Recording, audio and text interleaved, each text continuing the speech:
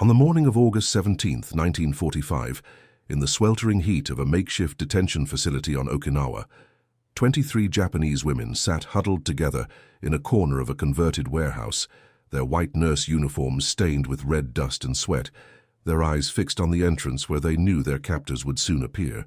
They had been told throughout the conflict that capture meant certain dishonor and unspeakable treatment, especially at the hands of the American forces, and most especially from those soldiers they had been taught to fear above all others. What they believed in that moment, clutching each other's hands and whispering prayers to ancestors, could not have been more wrong. Before we dive into this story, make sure to subscribe to the channel and tell me in the comments where you're watching from. It really helps support the channel. What unfolded in the weeks that followed would shatter every assumption these women held about their enemy, about race, about humanity itself, and would ultimately reveal how propaganda crumbles in the face of simple human kindness, transforming former enemies into witnesses of an unexpected truth that would echo through their lives for decades to come. Nurse Kimiko Tanaka, 26 years old, graduate of the Tokyo Imperial Nursing School, had volunteered for overseas duty in 1943 with dreams of serving her nation with honor. She sat now among her colleagues, her back pressed against the rough wooden wall of the warehouse, trying to remember the breathing exercises her instructors had taught her for remaining calm under pressure. Those exercises had been designed for surgical emergencies, not for this moment of terrifying uncertainty. Beside her sat Nurse Yoshiko Yamamoto, only 22, whose hands trembled despite her best efforts to appear brave. On Kimiko's other side was Nurse Reiko Sato, at 31 the eldest of their group, whose weathered face bore the marks of 3 years serving in field hospitals across the Pacific. The women had been part of a medical unit attached to the defense forces on Okinawa, treating casualties in underground hospital caves carved into the limestone hills. For months, they had worked in near darkness, with supplies dwindling and the sounds of the conflict drawing ever closer. When the order came to evacuate their position, they had emerged into daylight to find themselves surrounded, the situation having changed dramatically while they labored underground. The commanding officer had disappeared, the administrative staff had fled, and the women found themselves alone with a handful of elderly support personnel and no clear path to safety. Reiko had made the decision that likely saved all their lives. Instead of attempting to flee through territory now controlled by American forces, instead of following the darkest orders they had been given about what to do if capture became inevitable, she had gathered the women together and proposed surrender. It had been the most difficult decision of her life, going against everything they had been taught, every principle of honor they had absorbed since childhood. But Reiko had seen too much suffering, too many young lives ended, and she could not bear to see these women, many barely more than girls, follow the path of so many others. The actual moment of surrender had been chaotic and terrifying. They had fashioned a white cloth from torn bedsheets and emerged from their hiding place in a damaged administrative building, hands raised, voices calling out the few English words they knew. The American soldiers who had taken them into custody had been young, professional, and to the women's surprise, had treated them with a careful formality that seemed almost respectful. They had been searched by female personnel, brought specifically for that purpose, given water, and transported to this facility where they now waited. But the real shock, the thing that had sent ripples of confused whispers through the group, was that many of the soldiers processing them, guarding the facility, organizing their detention, were black. Not just one or two, but entire units of black American soldiers working with authority and competence, armed and in command. This was something their indoctrination had not prepared them for. Throughout their training, throughout the conflict, the women had been exposed to propaganda that painted a specific picture of their enemies. The Americans were portrayed as barbaric, cruel, especially to women, but there had been a special emphasis, a particular venom, reserved for descriptions of black Americans. The propaganda had drawn on every racist stereotype, every dehumanizing image, painting black soldiers as something less than human, dangerous, savage. The women had been told that capture by such forces would mean horrors they could barely imagine. Now sitting in the warehouse, watching black soldiers walk past the open doorway, seeing them organize supplies, hearing them speak to each other in calm, professional tones, The cognitive dissonance was overwhelming. These men moved with discipline and purpose. They wore the same uniforms as other American soldiers. They handled their responsibilities with evident competence. They were not the monsters of propaganda. They were simply men, doing their duties in what appeared to be a well-organized military operation. Yoshiko leaned close to Kimiko and whispered, her voice barely audible, "Have you seen their faces? They look almost sad, not angry at all. Some of them seem kind." Kimiko nodded slowly, her own observations confirming what Yoshiko said. There was something in the demeanor of these soldiers that did not match what they had expected. No cruelty in their eyes, no indication of the savage behavior they had been warned about. Reiko, ever practical, was making her own assessments. She had noticed that the facility, while basic, was clean. Water had been provided promptly. The area where they were being held was shaded, with ventilation from high windows. No one had threatened them or spoken harshly. In fact, the few interactions they had witnessed between the soldiers and detainees had been marked by a kind of careful politeness, as if both sides were trying to figure out how to behave in this unusual situation. The sound of footsteps approached and the women tensed. A black soldier appeared in the doorway, tall and lean, with sergeant stripes on his sleeve. He was accompanied by a Japanese-American interpreter, a young man in American uniform whose presence was itself shocking to the women. The sergeant's name tag read Johnson and he carried a clipboard. The interpreter, whose name was given as Sergeant David Nakamura, stepped forward and addressed the women in Japanese. "Good afternoon," he began, his Japanese formal and precise. "I am Sergeant Nakamura, and this is Sergeant Johnson. We are here to conduct a registration process and to assess any immediate medical needs you may have. You will be treated in accordance with international agreements regarding those detained during conflict. You will not be harmed. You will receive food, water, and medical attention. We need to record your names, your ranks, your units, and any information about your health status." The women stared, trying to process this. The words were clear, the tone was professional, but everything about the situation contradicted what they had expected. Slowly, Reiko stood, her legs unsteady after hours of sitting. She bowed slightly, a gesture of respect that came automatically despite the circumstances. "I am Lieutenant Reiko Sato, chief nurse of the medical unit formerly assigned to the Southern Field Hospital complex," she said, her voice stronger than she felt. "These are my colleagues. We are all medical personnel. We have no information of military value. We surrender ourselves and request that we be treated according to the principles of medical neutrality." Sergeant Nakamura translated for Sergeant Johnson, who nodded and made notes on his clipboard. When Johnson spoke, his voice was deep and calm, and even before the translation came, there was something reassuring in his tone.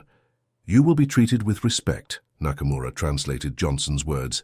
"Your status as medical personnel is noted. We have medical facilities here, and you will be examined by our doctors to ensure you are in good health. You will receive the same rations as our support personnel. Your living quarters are being prepared in a separate section of the compound. You will not be housed with combatant prisoners." As the registration proceeded, each woman giving her name and information, Kimiko studied Sergeant Johnson carefully. She had never been this close to a black person before. In Japan, such encounters were virtually non-existent, and all her knowledge came from propaganda images and texts. But looking at Johnson now, seeing the patience in his expression as he waited for translations, noting the careful way he handled the paperwork, the respectful distance he maintained, she found herself questioning everything she had been taught. His skin was a deep brown, and she found herself thinking of the propaganda term that had circulated, calling black people barely human, comparing them to animals.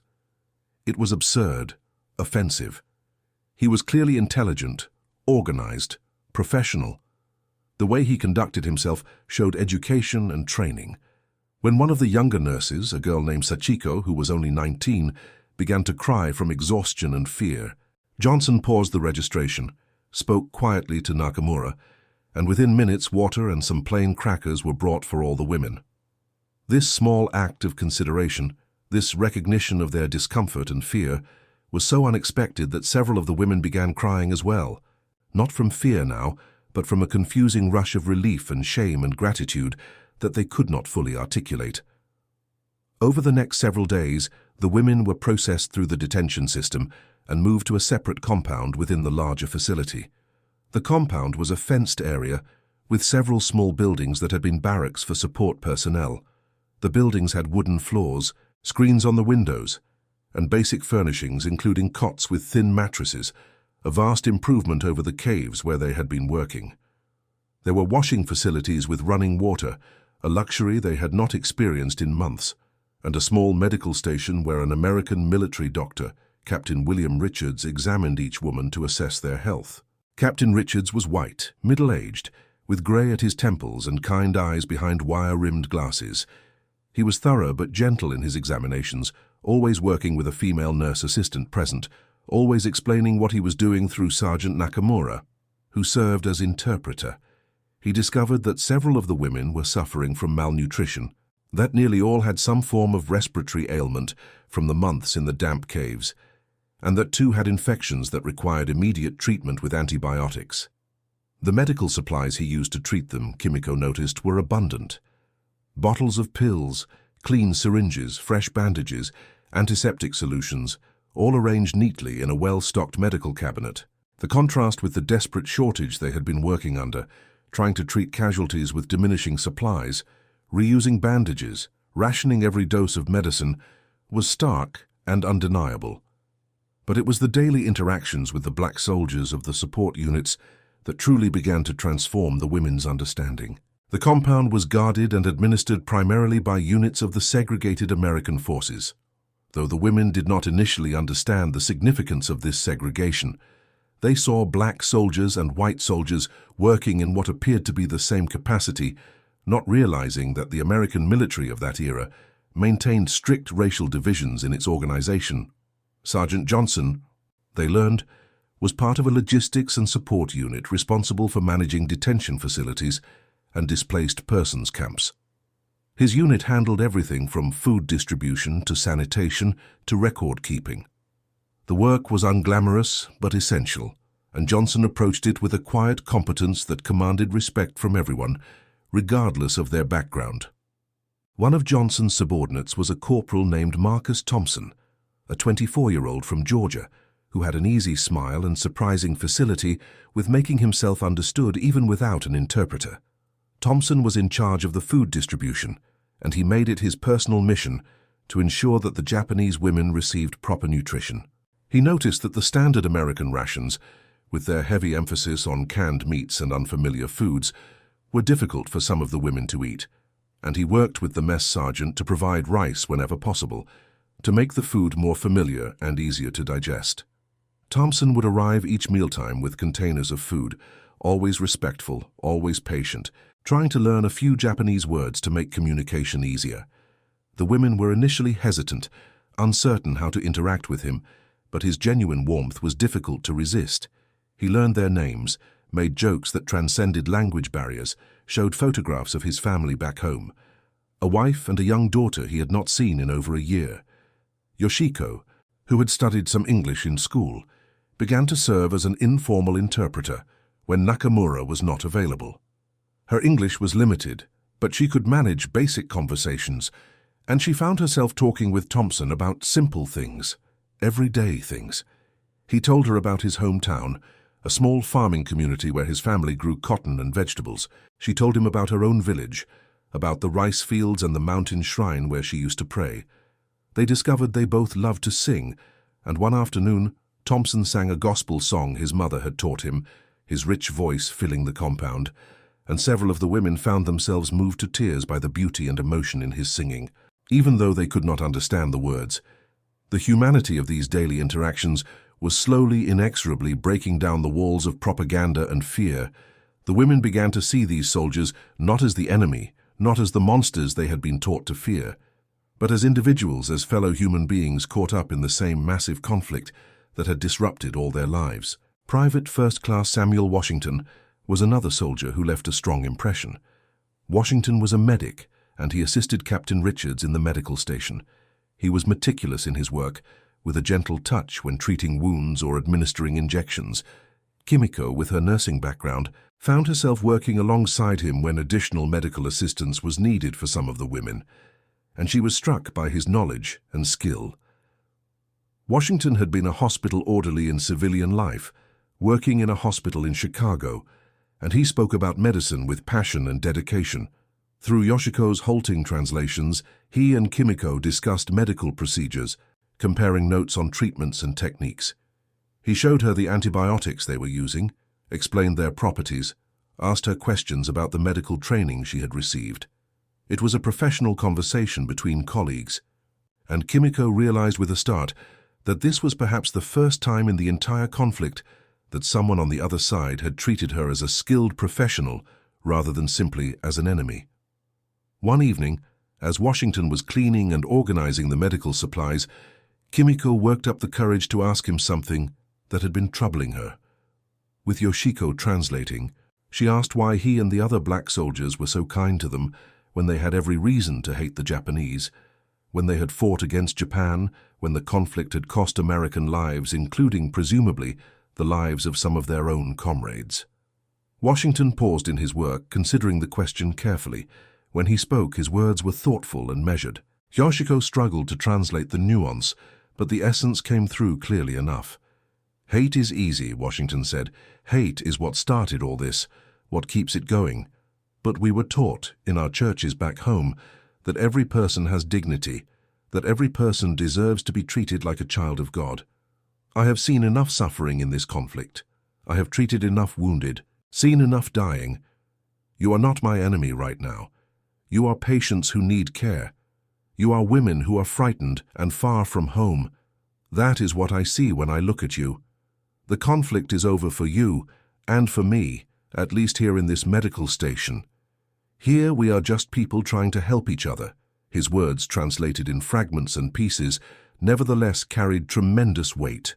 Kimiko found herself thinking about them for days afterward, found herself questioning not just her assumptions about Americans or about black people, but her assumptions about the nature of the conflict itself, about what they had all been fighting for. The other women had their own encounters and revelations. Nurse Haruko Ishida, who was 27 and had worked in a civilian hospital in Nagasaki before the conflict, found an unlikely friendship with Corporal James Mitchell, a supply clerk who was meticulous about ensuring the women had adequate clothing, bedding, and personal items. Mitchell had been a schoolteacher before being drafted, and he missed his work terribly.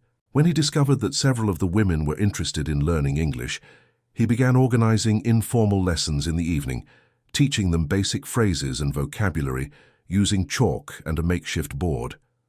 The lessons became a highlight of the daily routine. The women were eager to learn, and Mitchell was a patient and encouraging teacher. The atmosphere was light, almost playful, with lots of laughter over mispronunciations and mistakes. Mitchell taught them practical phrases, how to say "I need help," or "Where is the bathroom," or "Thank you," but he also taught them songs and jokes, finding ways to make the learning fun. One of the younger nurses, Emiko Matsuda, who was only 21 and had the most talent for languages, surprised everyone by progressing rapidly in her English skills. She began serving as another informal interpreter, working alongside Yoshiko to help facilitate communication.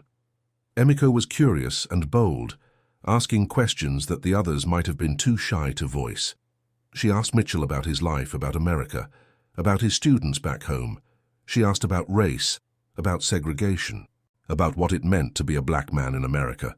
Questions that were probably inappropriate, but that Mitchell answered with patient honesty.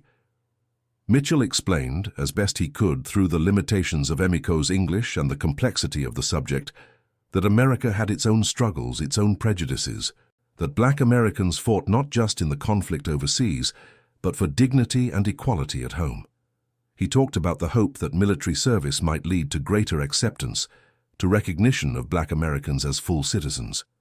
He talked about the pain of serving a country that did not always treat you as an equal, but also about the pride in serving with honor, in proving worth through action. These conversations opened up new dimensions of understanding for the women. They had thought of America as a unified enemy, but they were beginning to see it as a complex nation with its own internal conflicts and contradictions. They were beginning to understand that these black soldiers faced their own struggles, that they served despite prejudice, that their kindness to Japanese prisoners came from a deeper well of human compassion that had survived despite their own experiences of discrimination. Reiko, as the senior nurse and informal leader of the group, had a different kind of revelation. She was called to a meeting with Major Thomas Harrison, the white officer in command of the detention facility. Major Harrison was concerned about the long-term arrangements for the women, about how to ensure their safety and well-being as the situation in the region continued to evolve. He consulted with Reiko, through Sergeant Nakamura's interpretation, about what the women needed, what they feared, how they could be made more comfortable. This consultation, this seeking of her input and expertise, was something Reiko had not expected. In the hierarchical military structure she came from, her opinions as a woman and as a prisoner would have been irrelevant. But Harrison treated her as a professional, as someone whose judgment mattered, as someone who understood the needs of her group. He implemented several of her suggestions, including arranging for more private washing facilities, providing materials so the women could do laundry and mend their clothing, and setting up a small area where they could practice their own religious observances. But it was Sergeant Johnson who Reiko came to respect most deeply.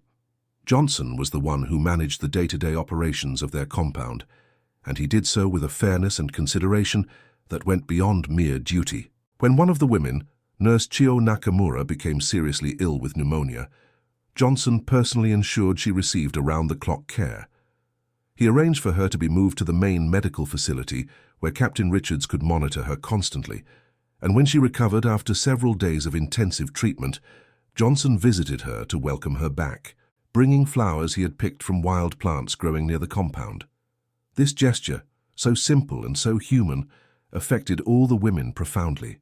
Flowers for an enemy prisoner, flowers for a woman who had served forces that had been trying to defeat his country. The symbolism was powerful, the message clear. In Johnson's eyes, she was not an enemy. She was a person who had been sick and was now well, and that deserved to be celebrated.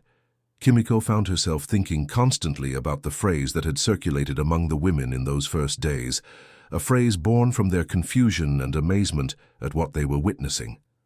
"Are they made of bronze?" one of the younger nurses had whispered, looking at the black soldiers, trying to reconcile their appearance with their behavior, their strength with their gentleness. The phrase had been picked up by others, repeated in awed whispers, a question that went beyond physical description to something deeper. Bronze was valuable, durable, beautiful when properly made. Bronze was used for temple bells, for sacred objects, for items of importance. Were these men somehow different, somehow special to act with such honor when they could have acted with cruelty? The question revealed the depth of the women's confusion, the way their preconceptions were being shattered. But Kimiko was beginning to understand that the question itself was flawed, born from the same racist thinking that had created the propaganda in the first place. These men were not made of bronze or any other magical substance. They were made of flesh and blood, just like anyone else. What made them remarkable was not some essential difference in their nature, but their choices, their decision to act with humanity and compassion, even when it would have been easier, perhaps even more satisfying, to act otherwise. The weeks passed, and the women settled into a strange new routine. They were still prisoners, still uncertain about their future, but the immediate terror had faded. They were safe, they were fed, they were treated with respect. Some of them, including Kimiko, were put to work in the medical station, assisting Captain Richards and Medic Washington with treating other detainees and even occasionally with treating American soldiers who came to the facility with minor ailments. This work gave them purpose and helped pass the time. But more than that, it reinforced the strange camaraderie that was developing across the lines of former enemies. News of the conflict's end reached them in early September. The announcement was made by Major Harrison, translated by Sergeant Nakamura, and received by the women with mixed emotions. Relief that the fighting was over. Fear about what would happen to them now. Uncertainty about their families, their homes, their future. Japan had surrendered. The conflict was finished, and they were alive but adrift, cut off from everything they had known. In the days following the announcement, the black soldiers of the compound showed surprising sensitivity to the women's emotional state. They understood that the conflict's end while welcomed, also brought grief and loss for the defeated. They did not celebrate in front of the women, did not speak triumphantly about victory. Instead, they maintained their professional demeanor, continuing to provide care and support, perhaps recognizing that the women were processing their own complex feelings about what had happened. Corporal Thompson sat with Yoshiko one afternoon in those difficult days after the announcement, neither of them speaking much, just sharing presence. Finally, Thompson said, through Yoshiko's halting translation, that he hoped she would be able to return home soon, that he hoped her family had survived, that he hoped she would be able to rebuild her life. The simple kindness of the sentiment, the recognition of her humanity and her pain, moved Yoshiko to tears. It was Sergeant Johnson, though, who had perhaps the most significant conversation with Reiko during this period. They met in the administrative building, ostensibly to discuss arrangements for the women as repatriation procedures were being developed. But the conversation went beyond logistics. Johnson, through Nakamura's interpretation, told Reiko that he wanted her to know something he thought was important for her to understand. He told her that he and his men had served in this conflict despite facing discrimination at home, despite being treated as second-class citizens in their own country. He told her that they had served with honor, not because they were treated fairly, but because they believed in something larger than their own mistreatment, because they believed that service with dignity could help change hearts and minds. He told her that when they were assigned to manage detention facilities, to care for prisoners and displaced persons, some of them had struggled with it. How do you show kindness to former enemies when you have seen your friends fall, when you have witnessed suffering and loss? But they had made a choice, individually and collectively, to uphold the highest standards of conduct, to treat everyone in their care with basic human dignity, because that was who they wanted to be, that was the example they wanted to set. And then Johnson said something that Reiko would never forget, words that Nakamura translated carefully, making sure every nuance came through. Johnson said, "Lieutenant Sato, I want you to know that we do not see you as beneath us. We do not see you as lesser. We see you as colleagues, as fellow medical professionals who served your country as you understood your duty. We have been taught by bitter experience what it means to be judged by appearance rather than character. We would not wish that on anyone. What I hope you and your colleagues take from this experience is that human dignity transcends nationality, transcends race, transcends all the artificial divisions we create. You deserve respect, not because of where you are from or what you look like, but because you are human beings. That is enough. That will always be enough." Reiko listened to these words, feeling something break open inside her, some wall she had built around her heart to survive the conflict's hardships. She thought of all the propaganda she had absorbed, all the terrible things she had been taught to believe about people who looked different, about enemies, about Americans, and especially about black Americans. And here was this man, this black American sergeant, telling her she had dignity, she had worth, she deserved respect. A man who had every reason to hate her, to treat her cruelly, to see her as less than human, instead affirming her humanity with simple, powerful words. She bowed deeply, more deeply than protocol required, a bow of genuine respect and gratitude. When she straightened, there were tears on her cheeks, and she did not try to hide them. "Thank you," she said in English, one of the few phrases she had learned. "Thank you, Sergeant Johnson." The preparations for repatriation took several more weeks.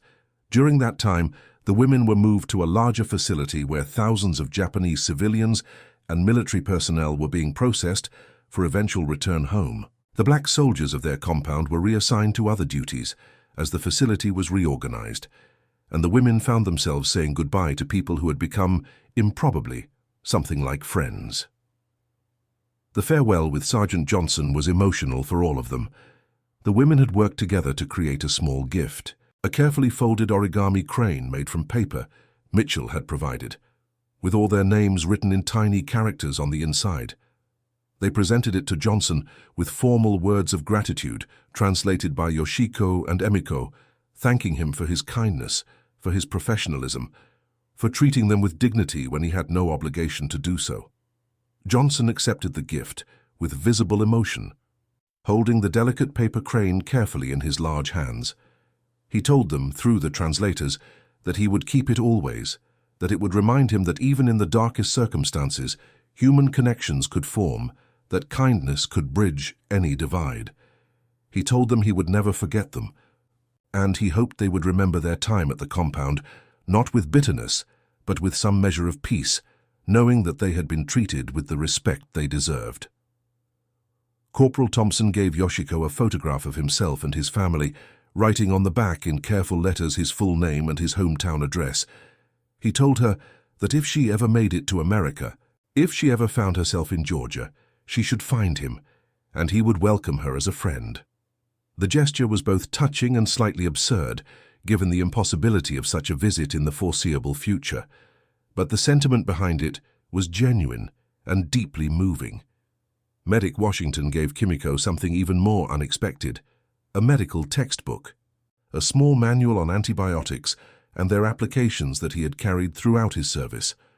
Inside the front cover he wrote in English, which Kimiko carefully copied to translate later, to Nurse Tanaka, a skilled healer and a woman of great courage. May your future be filled with opportunities to help others. The book was precious, a piece of professional knowledge that represented significant value, and the fact that Washington was willing to part with it demonstrated the depth of respect he had developed for Kimiko's abilities and character. Mitchell gave his students, Emiko and the others who had attended his English lessons, a list of books he thought they should read if they had the opportunity. American literature and poetry that he believed would help them understand his country better. He wrote encouraging notes to each of them, praising their progress, urging them to continue learning, telling them they had the potential to build bridges between cultures if they chose to do so. When the women finally boarded the ships that would take them back to Japan, they carried with them not just physical gifts, but memories and insights that would shape the rest of their lives. The journey home was long and uncomfortable, but it gave them time to reflect on everything that had happened, everything they had witnessed and experienced. The Japan they returned to was transformed, occupied by American forces, devastated by the conflict, struggling to rebuild. The women were processed through repatriation centers, interviewed about their experiences, eventually released to try to find their families and rebuild their lives. Many discovered terrible losses, families displaced or diminished by the conflict's destruction, homes gone, communities shattered. Kimiko returned to Tokyo to find her family home destroyed, her parents living in temporary housing, struggling with the physical and economic hardship of the post-conflict period. But they were alive, and that was more than many could say. She eventually found work in a hospital, her nursing skills desperately needed in a healthcare system overwhelmed by injury, illness, and malnutrition. She threw herself into her work, finding purpose in healing, in helping her community recover. But she never forgot the lessons learned in that compound on Okinawa. When American occupation forces required medical facilities to treat both American personnel and Japanese civilians, Kimiko volunteered to work in a clinic that served both populations. Some of her colleagues were shocked, even scandalized. How could she work alongside former enemies? How could she treat American soldiers after what had happened? Kimiko's answer was simple and direct. They are patients. They are human beings who need care. That is all that matters. She thought of Washington, of his professional dedication, of the way he had treated every patient with the same careful attention, regardless of who they were or where they came from. She tried to model her own practice on what she had learned from him, on the principle that medical care transcends politics and prejudice. Yoshiko made it back to her village to find her family intact, but her childhood home damaged. Her father, a farmer, was struggling to cultivate rice in fields that had been neglected during the final years of the conflict. She helped him restore the farm, working long hours in the paddies, finding a kind of peace in the physical labor and the connection to the land. But in the evenings, she would practice her English, speaking the phrases Thompson had taught her, reading what simple materials she could find, maintaining the skills she had developed. Years later, when American civilian advisors came to her region to help with agricultural development, Yoshiko served as an interpreter, her English skills marking her as valuable in the new reality of occupied Japan. She worked with American agricultural experts, translating their recommendations about crop rotation and fertilization techniques, helping to bridge the cultural and linguistic gap between the advisors and the local farmers.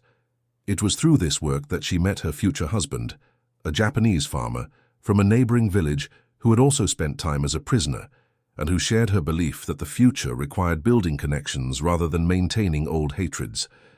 Reiko's journey was perhaps the most complicated. She returned to find her husband, a military doctor, missing and eventually confirmed deceased, one of the countless casualties of the conflict's final months. She was alone, with no children, facing a society that had limited options for widowed women. But her skills and experience were valuable, and she found work training a new generation of nurses, working in a medical school that was being rebuilt with assistance from American advisors. In this work, Reiko emphasized to her students the importance of seeing patients as individuals, of treating everyone with dignity, regardless of their background. She told them stories carefully edited to be appropriate for the political climate, about working in difficult conditions, about the importance of maintaining professional standards even when resources were scarce, about the humanity that must underlie all medical practice. She did not speak publicly about her time as a prisoner, about the Black American soldiers who had cared for her and her colleagues, because such stories were complicated in a society still processing defeat and occupation. But privately, in quiet moments, she thought about Sergeant Johnson's words, about human dignity transcending artificial divisions. She tried to live by that principle, to see the inherent worth in every person she encountered, to resist the easy prejudices and judgments that society encouraged. It was not always easy. Japan in the post-conflict years was a place of hardship and struggle, where suspicion of foreigners and resentment of occupation ran deep. But Reiko held to what she had learned, that kindness and respect cost nothing and could mean everything. In 1952, 7 years after the conflict's end, as occupation ended and Japan began to regain sovereignty, there was a reunion of sorts.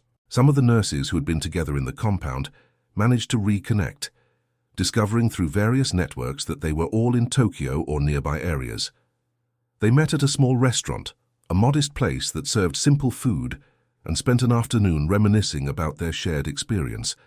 They talked about how strange it had been, how unexpected, how their entire worldview had been challenged by what they witnessed. They talked about the individual soldiers they had come to know, wondering what had become of them, hoping they had made it home safely and were living good lives. They talked about how their time in the compound had changed them, how it had made them question not just propaganda about Americans, but all forms of prejudice and assumption. Yoshiko produced the photograph Thompson had given her, now worn at the edges from handling, and passed it around the table. "Look at his smile," she said softly. "He was so kind. I hope he is happy. I hope his daughter is growing up well." Kamiko showed them the medical textbook Washington had given her, now well used, its pages marked with her notes and annotations. "It is one of my most treasured possessions," she admitted, "not just because of the knowledge in it, but because of what it represents. He saw me as a colleague. He saw me as worthy of his respect. That gift helped me believe I could rebuild my career after everything that happened." Emiko, who had become a teacher of English, talked about how Mitchell's lessons had changed her life, had given her a skill that proved invaluable in the new Japan, where English was essential for so many opportunities. She had even remarkably corresponded with Mitchell, sending a letter through military channels in the late 1940s that had somehow found him back in his hometown in Alabama. He had written back, a warm letter congratulating her on her work, telling her about his return to teaching, encouraging her to continue building bridges between their two countries. That correspondence had been one of the most meaningful of her life, a connection that transcended the enormous gulf of history and circumstance that separated them. Reiko spoke about Sergeant Johnson, about the words he had said to her that day in the administrative building. "I think about those words often," she told the others, "about dignity transcending artificial divisions, about being judged by character rather than appearance. I try to teach that to my students, though I cannot always tell them where I learned it. But I believe it deeply. I believe it because I saw it lived out, not just spoken, but demonstrated through consistent action."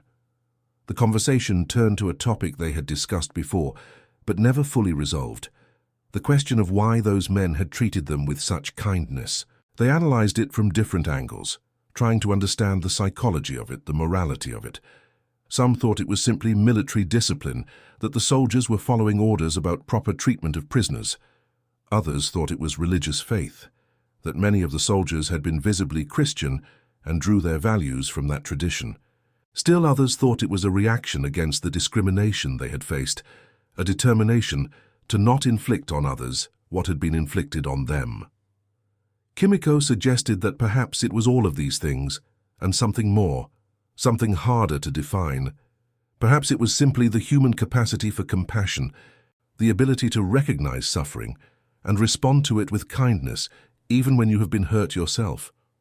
Perhaps it was the courage to act according to your values, even when circumstances might excuse doing otherwise. Perhaps it was the wisdom to understand that cycles of hatred and cruelty must be broken by someone, and they chose to be the ones to break it.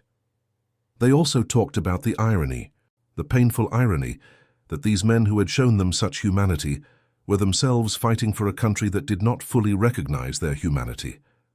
They had learned enough in the years since, through newspapers and magazines, through stories filtering through occupation channels, about the civil rights struggles beginning to emerge in America, about the continued discrimination and segregation that Black Americans faced.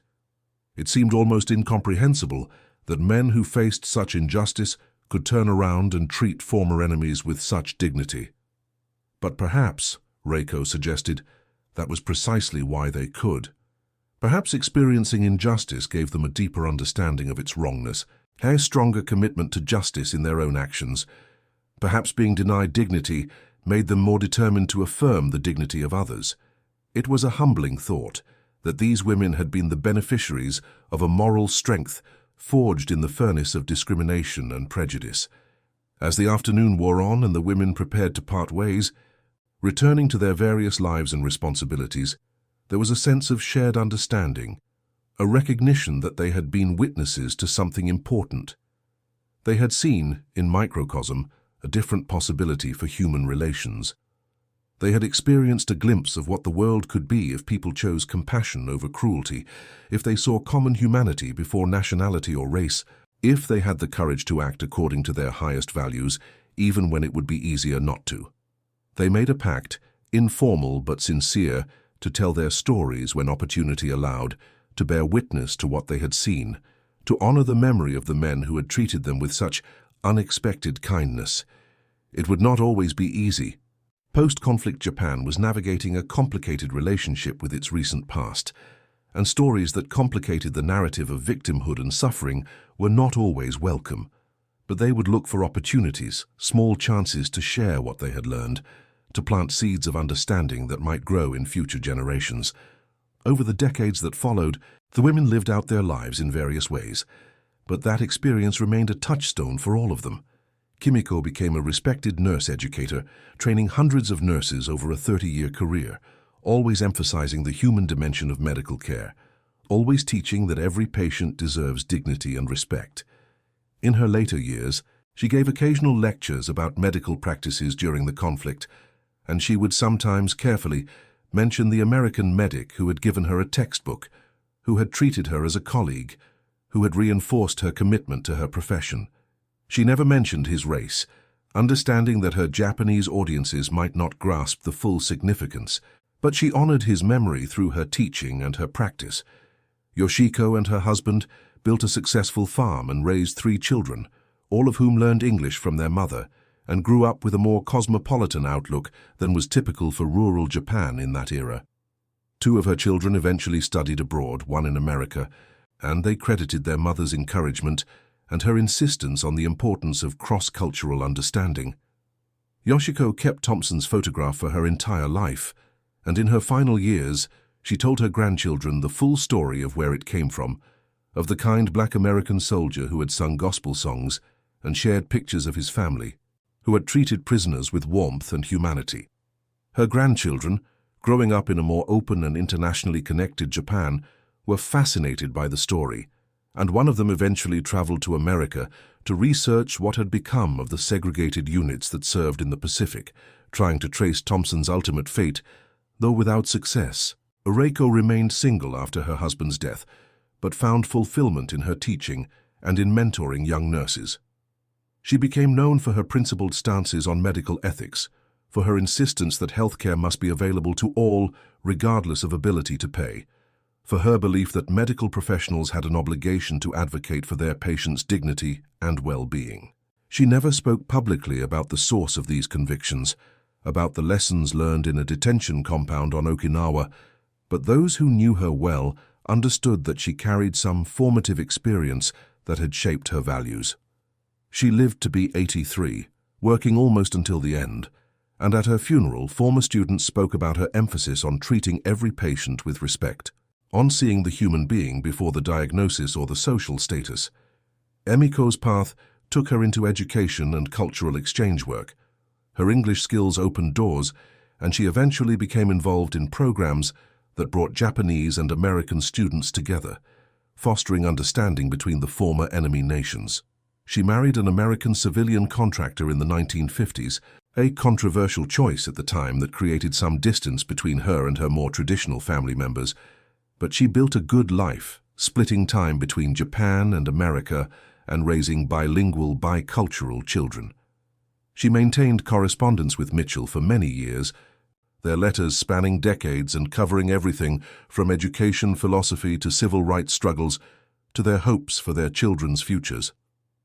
When Mitchell passed away in 1987, his family sent Emiko a letter informing her of his death and thanking her for being such a faithful friend to him, mentioning that he had often spoken about the Japanese nurses he had taught English to after the conflict, about how that experience had reinforced his belief in education as a tool for building peace. The other nurses who had been in the compound also carried the experience with them in various ways, some more consciously than others. A few never spoke of it at all, finding it too painful or too complicated to explain. Others mentioned it occasionally, in safe contexts, when discussing the complexity of human nature or the unexpected turns of history. But all of them were changed by it. All of them carried some measure of understanding that they might not have gained otherwise. In the 1990s, as both Japan and America began more openly examining the Pacific conflict and its aftermath, there was growing interest in personal narratives, in the stories of individuals who had lived through those years. Kimiko, by then in her 70s and retired from active nursing, was approached by a historian researching medical services during the conflict. During the interview, she mentioned her time as a prisoner, and the historian pressed for details, sensing there was more to the story. Kimiko found herself telling the full account, describing the Black American soldiers who had staffed the compound, their kindness and professionalism, the way they had challenged every assumption she held. The historian was fascinated, recognizing that this was a perspective rarely documented, a story that complicated the standard narratives of victors and vanquished. With Kimiko's permission, the historian published an article that included her testimony, and it generated surprising attention. Other women who had been in the compound reached out, having seen the article, wanting to share their own memories and perspectives. A more comprehensive oral history project developed, documenting the experiences of Japanese women prisoners and their interactions with their American captors, particularly focusing on the experiences with Black American servicemen. The project revealed patterns of surprising kindness, of professional conduct that went beyond mere duty, to of human connections that formed across enormous cultural and political divides.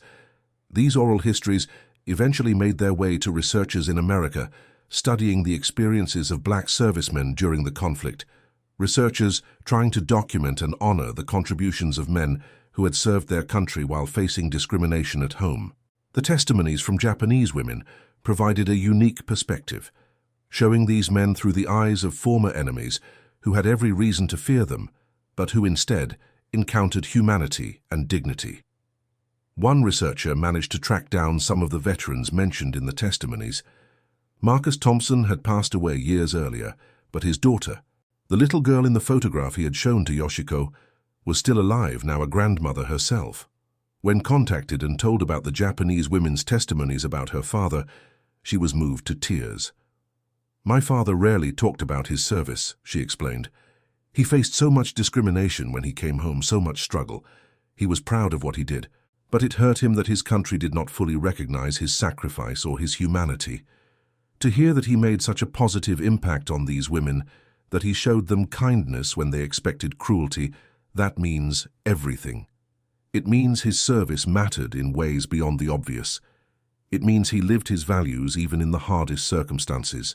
Samuel Washington was found living in a retirement community in Florida, in his late 80s but still sharp. When told about Kimiko's testimony, about the medical textbook he had given her, and how much it had meant to her career, he was quiet for a long time. Then he said, "I gave her that book because she was a real nurse, a good one. I could see it in how she worked, how she cared about doing things right. The conflict was over for her. She was going to go home and try to rebuild her life, and I figured she could use a resource that might help. I did not think she would remember it all these years later. I am glad it helped her. That makes me feel good knowing that." Washington agreed to be interviewed extensively about his experiences, and he talked not just about his service, but about the philosophy that guided him, about his determination to treat all patients with respect, about his belief that medicine was a calling that transcended politics and nationality. He talked about the challenge of maintaining dignity and professionalism in the face of discrimination, about how his faith and his commitment to healing gave him strength, and he talked about the Japanese nurses, about how their bravery and dedication had reminded him of why he had chosen medical work in the first place, about how their gratitude for simple kindness had reinforced his belief that human connections matter. The research and oral histories culminated in a small but significant historical exhibition at a military museum in the United States, documenting the experiences of segregated black units in the Pacific Theater and including a section specifically about detention facility operations and the testimonies from Japanese women.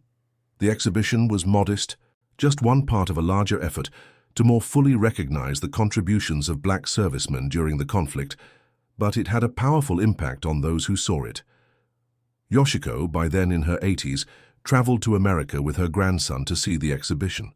It was her first trip to the United States, a journey she had never expected to make. Standing in the museum, looking at photographs of black soldiers in the Pacific, reading the display panels about segregation and discrimination, seeing her own testimony quoted alongside others, she felt overwhelmed with emotion. Her grandson, a young man in his 30s who worked in international business and traveled regularly, had not fully understood the significance of his grandmother's story until this moment. Seeing it in historical context, understanding the racial dynamics that shaped the experiences of both the soldiers and the prisoners, recognizing the courage it took for those men to act with kindness despite their own mistreatment, he gained a new appreciation for what his grandmother had witnessed and carried with her all these years. "They want to treat us with such kindness," Yoshiko said softly in Japanese, as they stood before a photograph of a black soldier in the Pacific. "They had every reason to be bitter, to be cruel, to take out their anger on us. But they chose differently. They chose to be better than their circumstances required. That is what I learned from them. That is what I have tried to teach you and your siblings. You can choose, in every moment, how you will treat other people.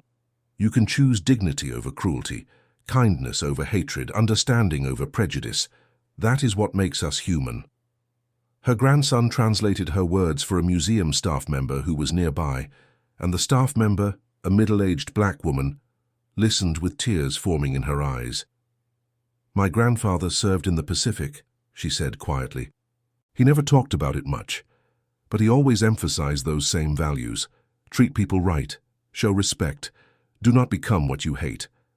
I wish I could have told him about these women, about how they remembered and honored what men like him did. I think it would have meant a lot to him.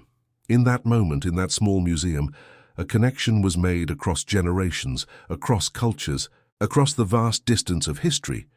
The past was not forgotten. The lessons were not lost. The story continued to resonate, continued to offer insights about human nature, about moral courage, about the possibility of choosing compassion even in the hardest circumstances. The exhibition ran for several months and was eventually documented in a book that brought together the historical research, the oral testimonies, and the broader context of racial dynamics during and after the conflict.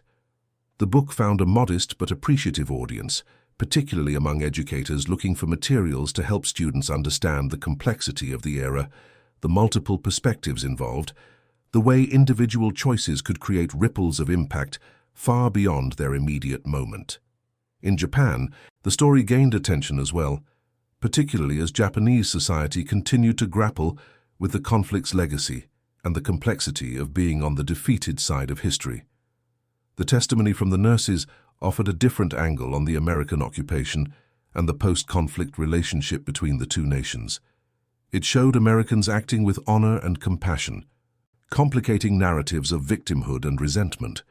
It showed Japanese women adapting, learning, recognizing humanity in former enemies, complicating narratives of rigid nationalism and cultural isolation. Some conservative commentators in Japan criticized the story, suggesting it was propaganda designed to make Japanese people feel more favorable toward America, suggesting the women were exaggerating or misremembering.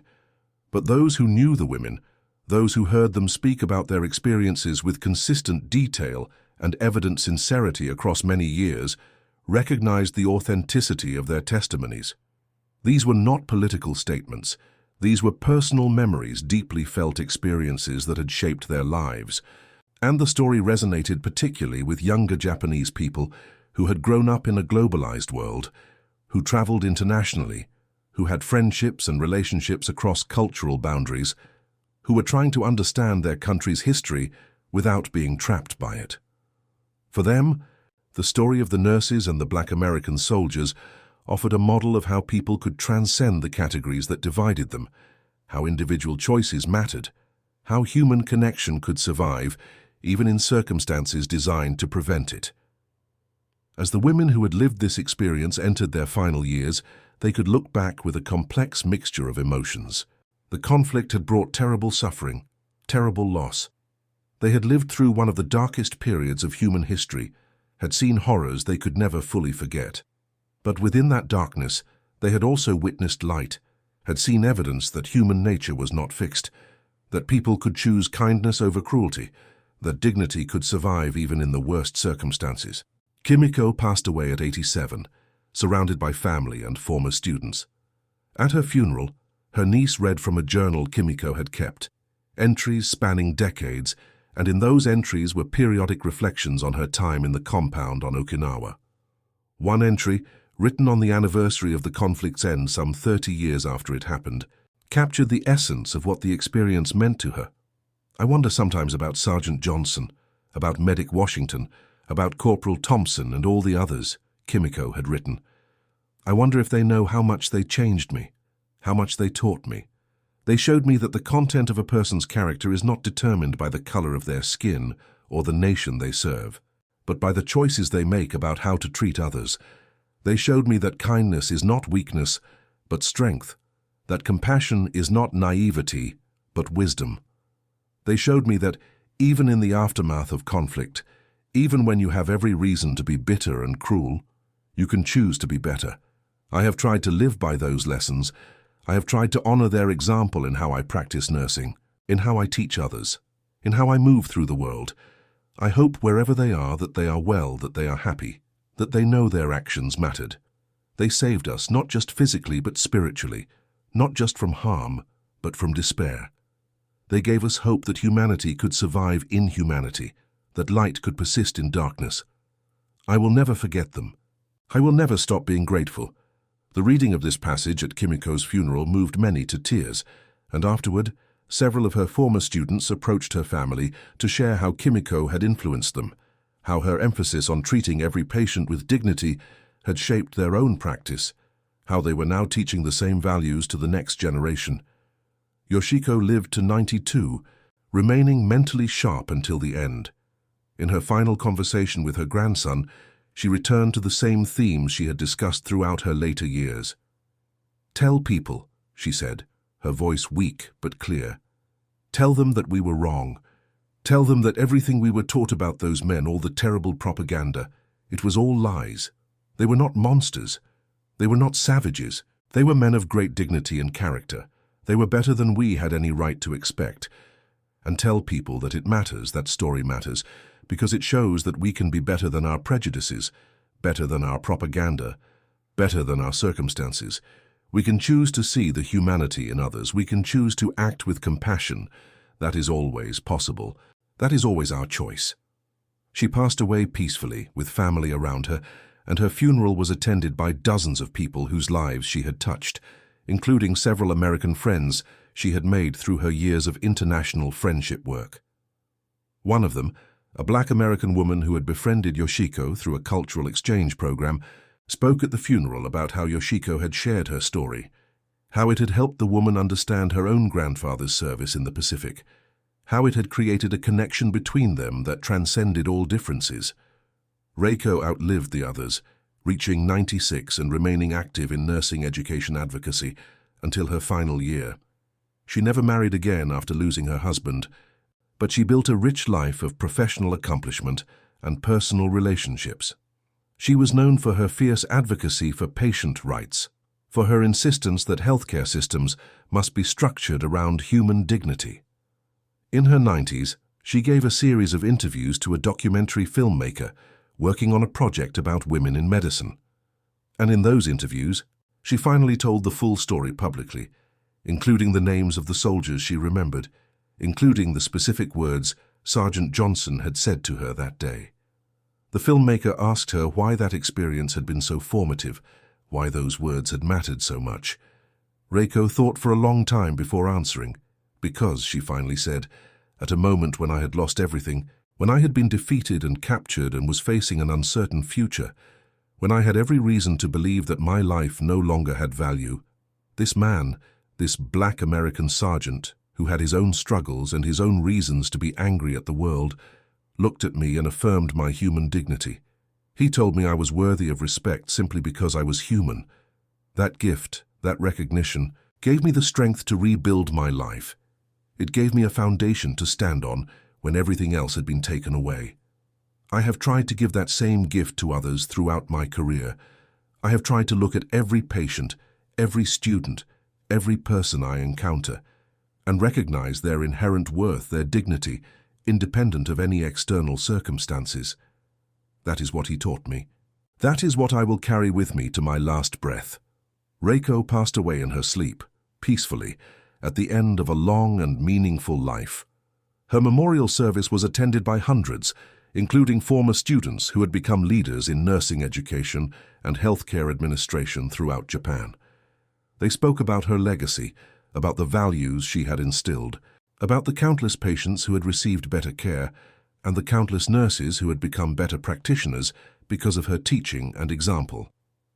And though most of those attending the memorial did not know the full story of where her values had been forged, the few who did know understood the profound significance of this one brief experience. This unexpected encounter between former enemies in a detention compound on Okinawa in the aftermath of history's most destructive conflict. They understood that individual moments of kindness, individual choices to act with compassion, individual affirmations of human dignity, could ripple forward through time, shaping lives, influencing choices, creating legacy. The story of these women and the Black American soldiers who treated them with such unexpected kindness is not a major chapter in the history of the Second World War. It involved no famous battles, no strategic turning points, no events that shaped the course of the conflict. But it is a significant story nonetheless, because it reveals something essential about human nature, about moral courage, about the power of individual choice, even in circumstances that seem to allow no choice at all. These soldiers, serving in a segregated military, facing discrimination and prejudice in their own country, could have been excused for being bitter, for taking out their frustrations on prisoners, for doing the minimum required and nothing more. No one would have blamed them. No one would have questioned it. But they chose differently. They chose to uphold the highest standards of conduct, to treat prisoners with dignity and respect, to show compassion to former enemies, to affirm the humanity of people they had every reason to despise. And those choices changed lives. Those choices created understanding where there had been only propaganda and hatred. Those choices planted seeds that grew into friendship, into advocacy, into education. into a legacy that extended far beyond that one compound, that one moment in time.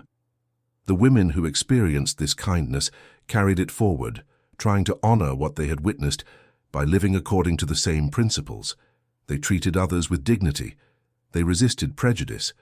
They taught the next generation to see humanity before nationality, character before appearance, individual worth before group identity. And in doing so, they multiplied the impact of those original acts of kindness, creating ripples that spread wider and wider, touching more and more lives. This is the power of moral courage, the impact of choosing compassion over cruelty, the significance of affirming human dignity even in the hardest circumstances. It is not dramatic. It does not make headlines. It does not change the outcome of conflicts or the course of history in obvious ways. But it changes individual lives, and individual lives changed for the better. Go on to change other lives, creating patterns of impact that can reshape communities, influence cultures, slowly shift the moral arc toward justice and understanding. The nurses learned that people cannot be reduced to categories, that race and nationality and group identity tell you nothing essential about an individual's character, that human dignity transcends all artificial divisions. They learned that propaganda lies, that stereotypes distort, that the only way to truly understand people is to encounter them directly, with an open mind and a willingness to see their humanity. The soldiers demonstrated that moral principles can survive adversity, that experiencing injustice does not excuse inflicting injustice on others, that choosing to act with dignity and compassion is always possible, always meaningful, always important, regardless of circumstances. Together, they created a small pocket of light in the darkness, a brief moment of human connection in a time of mass inhumanity, a demonstration that even in the aftermath of terrible conflict, people can choose to be better than their circumstances require, to reach across divides, to recognize and affirm the humanity of others. And that concludes our story. If you made it this far, please share your thoughts in the comments. What part of this historical account surprised you most? Don't forget to subscribe for more untold stories from World War II and check out the video on screen for another incredible tale from history. Until next time.